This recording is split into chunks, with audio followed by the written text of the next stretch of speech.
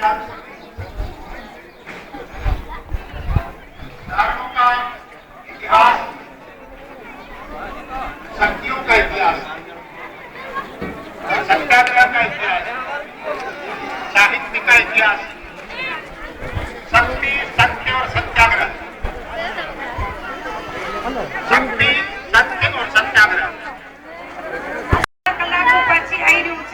चालू रखो भाई साहब। जय माता दी। महिला बहन सब बैठ जाओ, बैठ जाओ, सब पाची आई हूँ। जय माता दी।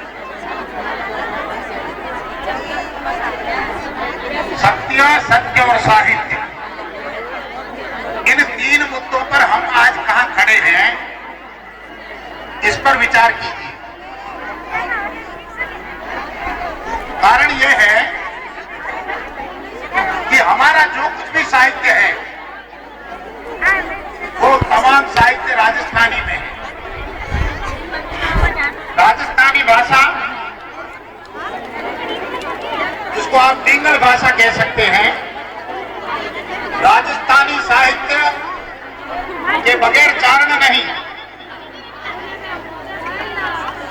और साहित्य का लोभ केवल चारणों के लिए नहीं, राजस्थान पूरे के लिए खतरनाक है, आने वाली पीढ़ी के लिए खतरनाक है। राजस्थान की विधानसभा ने 25/8/2003 को एक संकल्प पारित किया,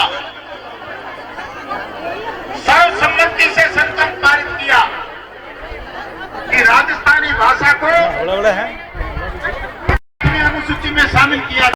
लेकिन वो संकल्प अभी 8वीं अनुसूची में शामिल नहीं किया गया।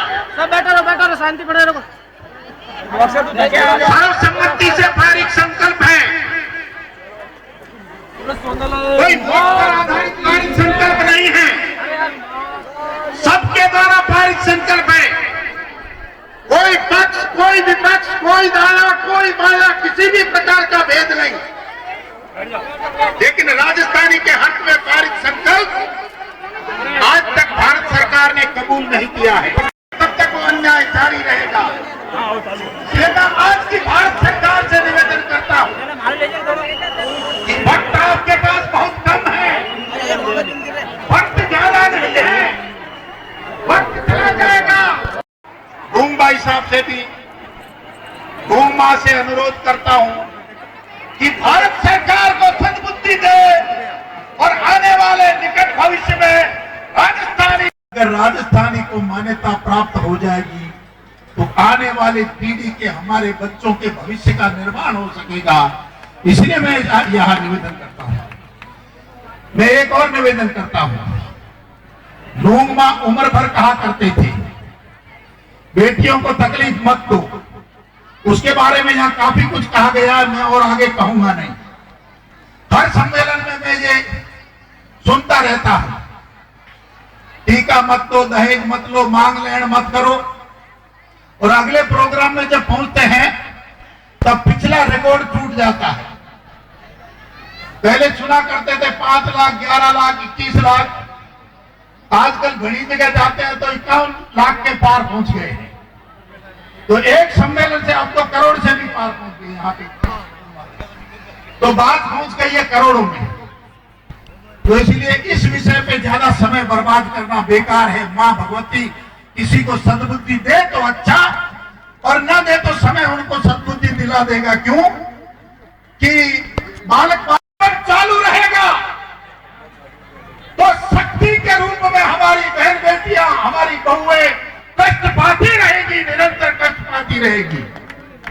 क्योंकि दारू वाला अपनी खरी कमाई में से घर लौटता है तो कुछ न कुछ ठेके वाले के वहां भी दान दक्षिणा करके फिर घर जाता है। 2 हाथ पत्नी पर चलाता है, 2 हाथ बेटी पर चलाता है, 2 हाथ बेटे पर चलाता है। शराब इंसान को राक्षस बनाता है। इसलिए मैं आज इस मंच के माध्यम से भूम भाई साहब के शब्दों में राजस्थान की सरकार से यह अनुरोध करता हूं, परसों 11 तारीख सोमवार को राजस्थान संपूर्ण शराबबंदी मंच की तरफ से राजस्थान की विधानसभा पे संपूर्ण शराबबंदी की मांग को लेकर के अनिश्चित मैं इस मंच से मांग करता हूं कि राजस्थान में संपूर्ण शराबबंदी हो। ये गांव गांव गली गली शराब की जो नदियां बहा रखी है सरकार ने, वो नदियां बंद होनी चाहिए। राजस्थान 44,000 गांवों का प्रदेश है। 22,000 में पीने का पानी नहीं है। गांव में स्कूल नहीं है, अस्पताल नहीं है। अस्पताल है तो डॉक्टर नहीं, डॉक्टर है तो नर्स नहीं, नर्स है तो कंपाउंडर नहीं, तीनों है तो दवाई नहीं। लेकिन गांवों गांव में शराब की नदियां हैं। ये शराब की नदियां बंद होनी चाहिए। राजस्थान में संपूर्ण शराबबंदी हो जाए। मैं देवल साहब से और भाई संयम जी से भी अनुरोध करूंगा कि आप जितना कुछ अपने राज को कह सकते हो कहो, और शराब को बंद करें। और मैं लखावत साहब को इसलिए कह रहा हूं कि उनके वहां पे किसी प्रकार के अनुरोध, किसी प्रकार की प्रार्थना, किसी प्रकार की सलाह, किसी प्रकार का मशवरा, उसकी कोई गुंजाइश खड़ी वहां उस मंच पे बची नहीं है। इसलिए मैं इनसे अनुरोध करता हूं कि आपके पास थोड़ा सा वक्त है, कुछ महीनों का, और कोई श्रेय आपके पास में हो ना हो, राजस्थान में संपूर्ण शराबबंदी का श्रेय लेकर जाओ। इसी अनुरोध के साथ मेरी बात खत्म करता हूं। आप सबको बहुत बहुत धन्यवाद। बहुत बहुत आभार आदरणीय अर्जुन जी देता साहब। कोई मैं भूमिका वगैरह नहीं मानते हुए सीधे हमारे सिरोही के लोकप्रिय नेता संयम जी लोढ़ा से अनुरोध करूंगा कि वे हमारी इस सभा को संबोधित करें। Please welcome on the dais. जोरदार तालियों से स्वागत करें श्रीमान संयम जी लोढ़ा साहब।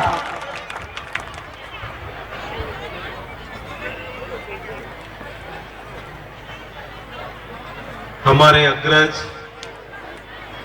आदरणीय सीडी देवल साहब, आदरणीय लखावत साहब, आदरणीय पुष्पदान जी गढ़वी साहब, अर्जुन दान जी देथा साहब, मंच पर विराजमान सम्मानित विभूतियां और उपस्थित भाई और बहन, अवधेश जी की 2 मिनट की संबोधन की अनुमति की आज्ञा का पूरा पालन करूंगा।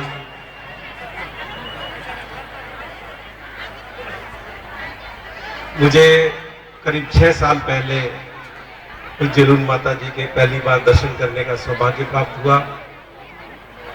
नारी के व्यक्तित्व के जितने बहुआयामी पक्ष होते हैं, मैंने उनके जीवन में और उनके व्यक्तित्व में उन सारी विलक्षणताओं को देखा। उनकी ममता, उनका स्नेह, उनका वात्सल्य, उनका करुणामयी हृदय, उनकी वचन सिद्धता और पूरे समाज को जीवन भर उन्होंने आलोकित करने का काम किया। और आज आपके समाज के आदरणीय लखावत साहब और देवल साहब की संकेत पर आपने जो इस सभा के माध्यम से महिला शिक्षा से समाज को प्रभावी रूप से जोड़ने का फैसला किया है, हम सभी गौरवान्वित हैं कि आज इस मौके पर इसके चेहरे से उसका चित्र बनाया और आप जैसे सुधीजनों के सामने पेश किया। आपने उसकी बहुत सराहना। ऐसे ही कोई 20 साल का समय निकल गया। 20 साल बाद उस चित्रकार ने सोचा कि मैंने स्वर्ग की झलक देने वाला भोजनशाला में शांतिपूर्वक भोजन ग्रहण करें, धक्का मुक्की न करें। भोजनशाला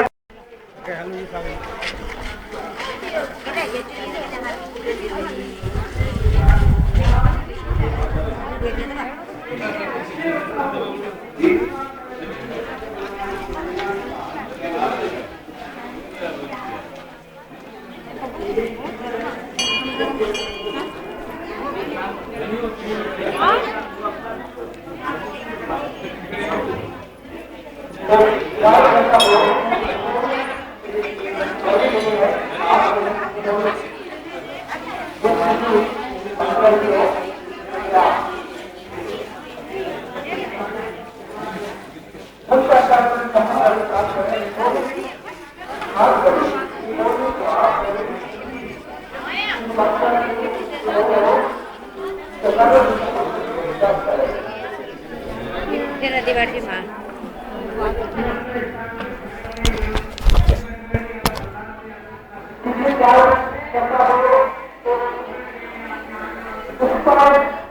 Usted,